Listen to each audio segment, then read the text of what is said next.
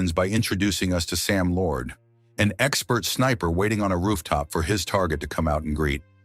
Meanwhile, his spotter Ken asks him if he believes in God, as he himself is unsure of his own beliefs. Sam doesn't even pause to reflect on such questions.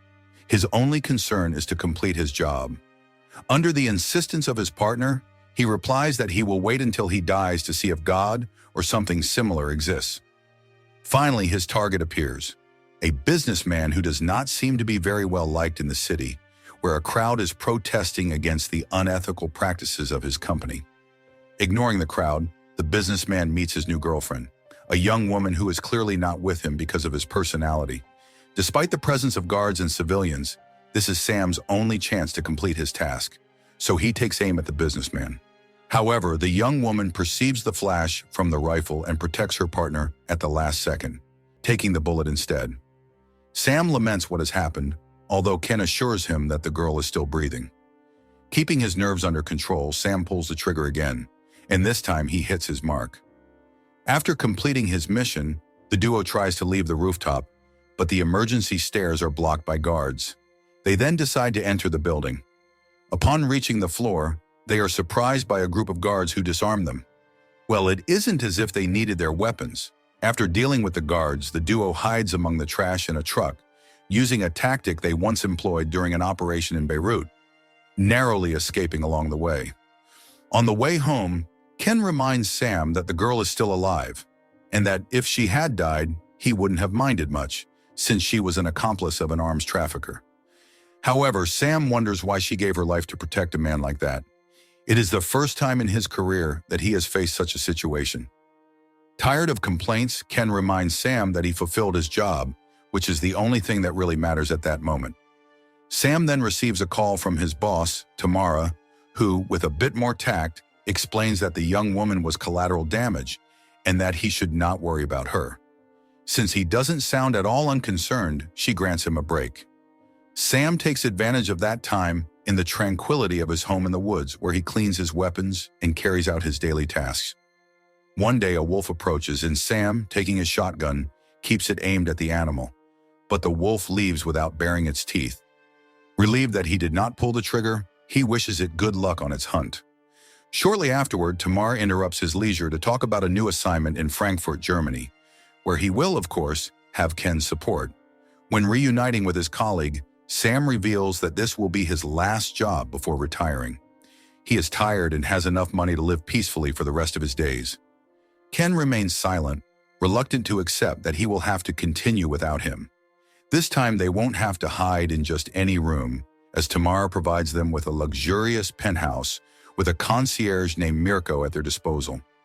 Despite all the comforts, Ken cannot forget what his friend had confessed and overwhelms him with insults. How can he leave while settling into the penthouse? Sam asks Mirko to close the curtains because being exposed makes him uncomfortable. Mirko complies and leaves, reminding them that he is at their disposal if needed. Once alone, those who oppose Sam comment on his vision, labeling it as selfish, and add that an observer like him is useless to the agency. His value lay in Sam's abilities, and without him, they would probably be fired in his defense. Sam explains that he doesn't want to dirty his hands unnecessarily anymore, since accidentally killing a woman changed him. Now he yearns for serenity in his life, and not even Tamara can convince him otherwise. Fortunately, Ken understands his stance and accepts that this will be his last job. Better that it be fun. Things start off well, at least for Ken, as he receives a visit from two masseuses, Mona and Lily, sent to his room as a gift from his boss, while his partner enjoys the service. Sam stays aside and asks Mona to close the curtains, even though she wanted to admire the moon. In exchange, she agrees to read his fortune. Using the fact that her mother was a gitana and possessed special abilities, she even has a crystal ball. While reading Sam's palm, Mona comments that he has a strong will but has been following a false idol, something he cannot yet understand. Then Mirko appears with dinner and insists on opening the curtains for the sake of the experience. This enrages Sam, who has every reason to be upset, as he sees a flash in the distance. A sniper has him in his sights. Quickly, Sam and the others duck, but they are attacked by Mirko's assistant, who turns out to be a skilled assassin. Fortunately, Sam is an expert in combat, and during a struggle, he takes the opportunity to get rid of his attacker. He then faces Mirko, who reveals himself as a hired gun tasked with killing him. Sam bravely confronts him and asks, "Who do you work for?" But the assassin refuses to answer despite taking blows. After knocking Mirko out with a vase, Sam focuses on destroying the penthouse's light sources with his partner, so the sniper enemy cannot see them, while Ken carefully retrieves a phone to avoid detection. Sam makes sure to keep the masseuses safe. It seems that Mona has experienced this before, but Lily has not. With the phone secured, Ken contacts Tamara and informs her of their situation, given that their location was confidential. It is evident that there is a mole in the agency who has betrayed them. Tamara promises to send one of her agents to help them. They only have to wait, and more importantly, survive. Mona quickly deduces that if someone wants to kill them, it is because they have done bad things, and indignantly demands that they not let her die, as she has a daughter to care for. Sam assures her firmly that he will see her daughter again, leaving no time for further discussion. The enemy sniper asks Mona to pass him her mirror in an attempt to locate his attacker. Suddenly, Mirko returns and tries to strangle Sam with a cable, but Ken rushes to defend him. After an intense exchange of blows, Ken manages to push the faux concierge out the window. Sam thanks Ken for saving his life, and then a shot from the enemy sniper is heard. Queen falls silent. He has been hit. Although Mona confirms that he is still breathing, using the mirror, the protagonist indicates his aggressor's location to his boss. After a few seconds, Tamara confirms that they can now leave their refuge. Mona, still doubtful, demands that Sam expose himself to verify his condition, a move that nearly costs him his life. When Sam demands explanations from his boss, she reveals that she cannot allow him to retire. A contractor with his skills could become a problem for the agency, so it is better to eliminate him immediately. Disappointed, Sam asks that they at least spare Ken, but unfortunately he cannot.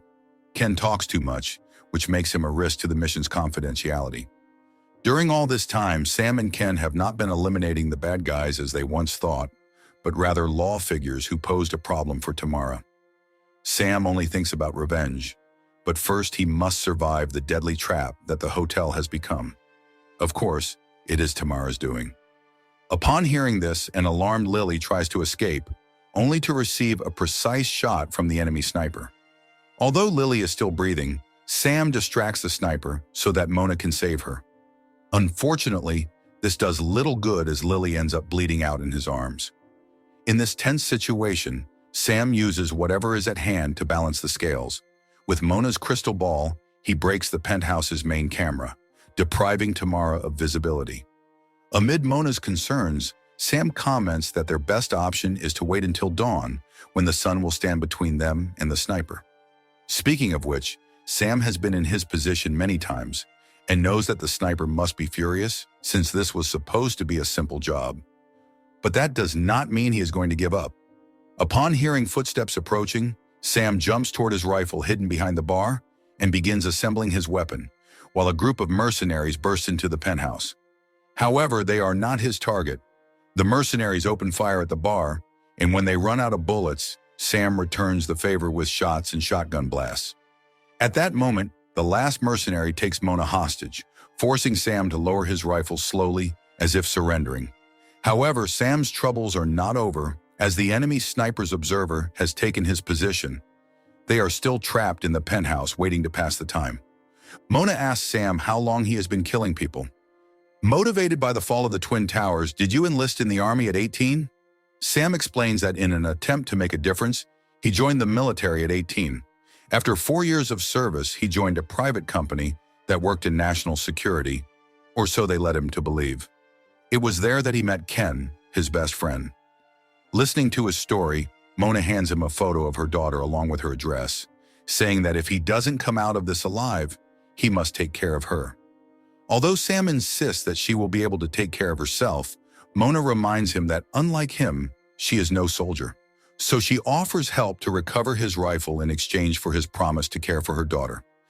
At that very moment, a trio of mercenaries enters the penthouse, forcing Sam to switch back into war mode. Even though he quickly dispatches the first two, The last one becomes a huge challenge, cornering them in the elevator. They engage in a hand-to-hand fight until Sam finds his weakness, his own grenades. Upon returning to the penthouse, he encounters a mercenary he thought was dead, but someone else knocks him out. Mona. Unfortunately, this action leaves her exposed to the sniper, who does not hesitate to shoot her. Sam also does not hesitate to shoot back. On her deathbed, Mona asks him to take responsibility for her daughter and to give her a better life than he ever had. No sooner does Mona close her eyes than Ken opens his and realizes that he has been shot in the spine, leaving him unable to move his legs. Upon Mona's death, Ken tells Sam that he now understands why that girl the other day protected her target with her life. It was to protect someone she loved. After all, she wasn't just in it for the money. However, sentimental matters must be set aside for later, as Tamara sends a drone equipped with a machine gun to finish their mission. But it is Sam who takes down the drone. After that, he returns with Ken only to discover that Ken has died while trying to fashion a parachute out of bedsheets, with a swarm of mercenaries approaching his position. Sam has no choice but to jump into the void with the parachute, which luckily works well enough to land him on a garbage truck. Sometime later, we see Tamara waiting at an airport for her flight to Dubai. At that moment, Sam calls her to warn that from now on he will be shooting for purely personal reasons, and that she is one of them. Confident, Tamara hangs up and goes into the bathroom. A cleaning employee enters the bathroom a few seconds later, while a little girl plays with her phone in the exit area. Despite the noises and commotion, the girl does not move.